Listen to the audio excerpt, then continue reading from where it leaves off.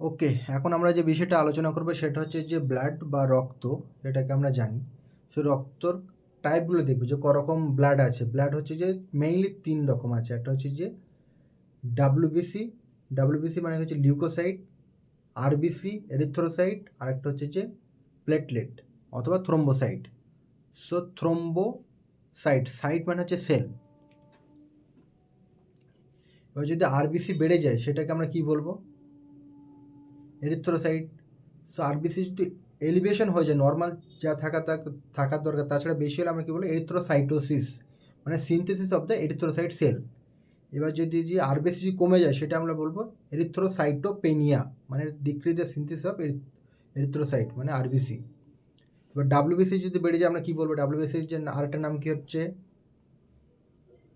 Leucocytosis.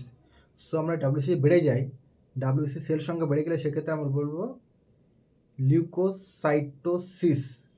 আর ডাব্লিউবিসির count যদি কমে যায় সেক্ষেত্রে আমরা বলবো লিউকোসাইটোপেনিয়া। এবার আরেকটা ক্ষেত্রে সেটা হচ্ছে প্লেটলেট বা অণুচক্রিকা। সেটা হচ্ছে যে অনেক ক্ষেত্রে ডেঙ্গু পেশেন্টে দেখা যায় thrombocytopenia, dengue fever with thrombocytopenia, মানে প্লেটলেটের কাউন্টটা যদি কমে যায় সেক্ষেত্রে আমরা বলবো thrombocytopenia.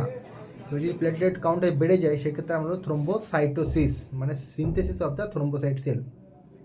So this is all about for the blood. Thank you.